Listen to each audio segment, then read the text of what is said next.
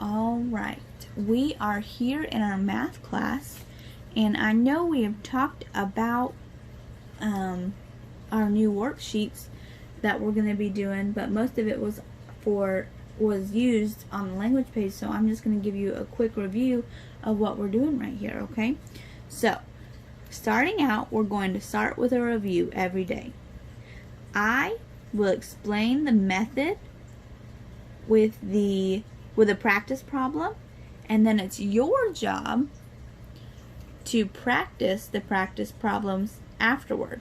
So I'm going to explain and do number 1 with you, and then it's your job on a blank sheet of paper to write out the problems of 2 and 3 and to solve them on your own. Okay? Remember, these are a grade. After that, I'm going to try not to show you what we're going over today because I'm really excited about it, and I think you will be too. After that, we're going to go over a new topic, and then you are going to be required to do some work there as well, okay? And it is graded, so please, please, please make sure you get it done. Let's go ahead and get started.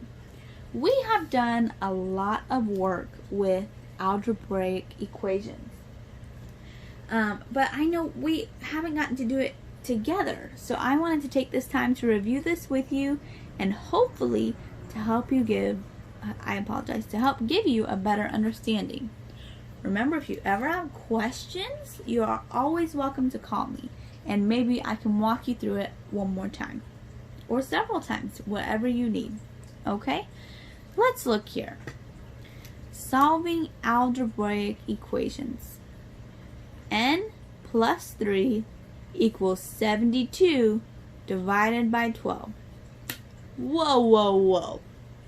Does anybody else notice the couple things that I noticed? First of all, N. N is not a number. How are we supposed to add 3 to a letter?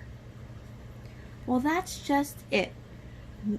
In order to solve the problem, we're solving for N. So we want to find out what numerical value does N equal. And I'm going to show you how to do that today. And another concern you may have had is look how many different procedures there are. There's addition, an equal sign, which is not a procedure, but it's a sign that is confusing. Then we have a division sign. What does all this mean? What do I do first? That's okay. I'm going to walk you through that right now. I know we talked a little bit. Well, unfortunately, we did not talk, but I showed a video of what is called PEMDAS. Okay? PEMDAS is just a funny word to help you remember what order to do, your equations in. Okay? Excuse me here while I draw a little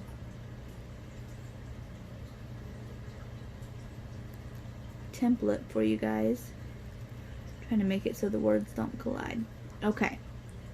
So, this is step 1, 2, 3, 4, 5, 6. We're going to go in that order.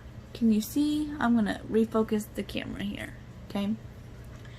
This is the order you always want to go in when solving for an algebraic equation, or what this is called is an unknown variable. It's a number, you could say a numerical variable, which would be 3. But this is unknown. We don't know what that variable is, so we're going to call it an unknown variable. Sometimes it can be N for a number, or it can be X, or Y, or Z. It really could be any letter of the alphabet, okay? It's just called an unknown variable because it's a variable that you don't know what it equals to. Moving forward, let's go ahead and work out this problem. Step 1 is going to be parentheses. Do you see any parentheses in this problem?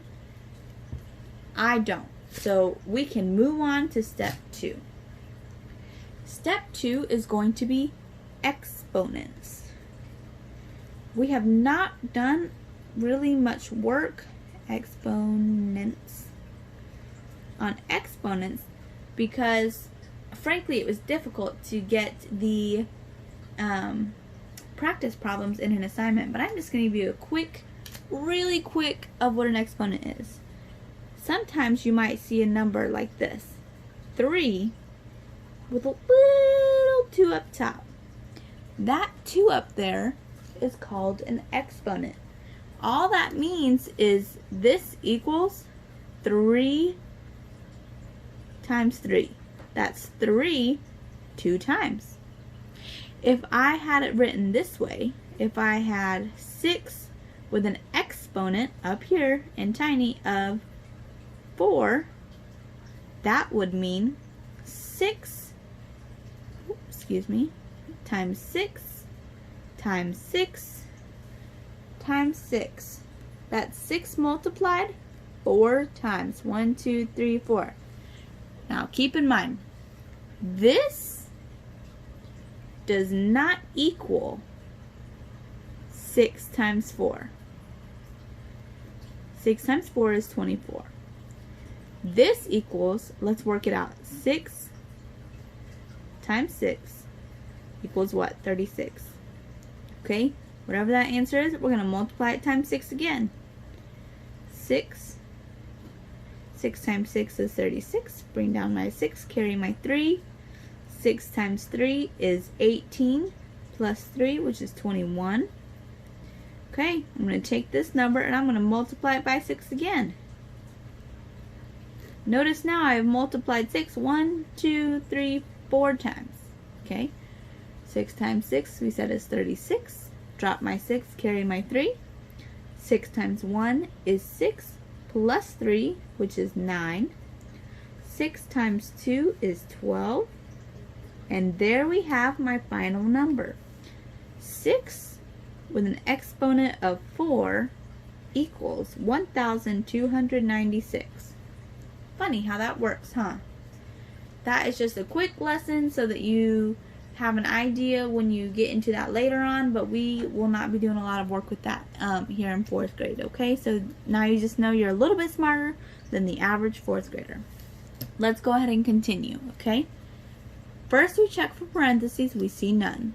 Then we check for exponents. I see none there as well. What about M? M stands for multiplication.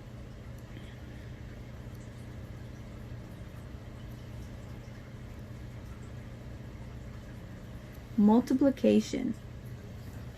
Do you see any multiplication here? Nope. So we can keep moving on. D.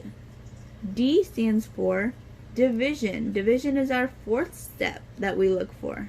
Division. Sometimes Miss Breeze has to sound out her words too. Division. Do you see any division here?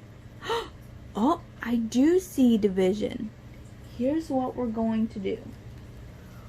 We're going to write it like this. We're going to cross out our division sign and what our divisor will be, and we're going to write it like this. 72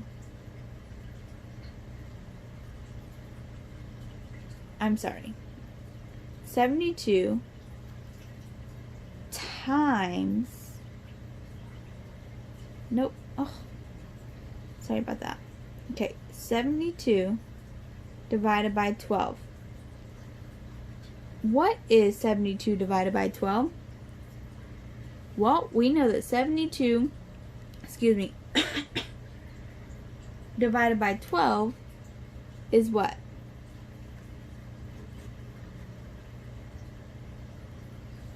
Can anybody tell me?